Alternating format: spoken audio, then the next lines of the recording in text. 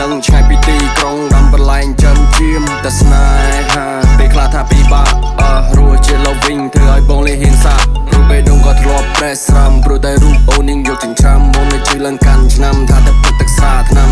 36មកក្រែងលោកវាផុតតកអនាគតអូននាងនៅមិនយល់ចិត្តកូយកូនវងតែមានមុំដូចប្រចាំនោះកន្លងឲ្យពេញ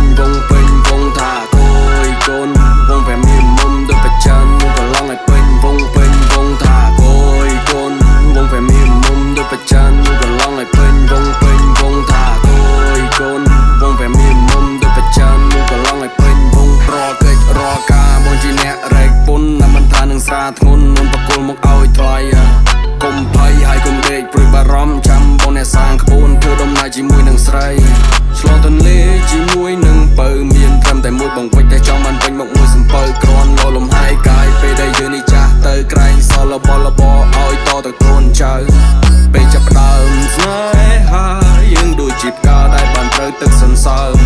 អូនបុផាដែលបងផ្ដល់សំណើមពុកពេញនៅស្នាមញញឹមអូនជាអ្នកចាប់ដើមស្នេហាយើងមិនមែនយូរវែកវៃពេលទំនេរដងនាំអូនទៅញ៉ាំអីដើរលេងនឹង riding ឲ្យស្ដាប់ភ្លេងយប់ឡើងបងបំពេអូនកេងល្អគុណខុសពីនារីផ្សេង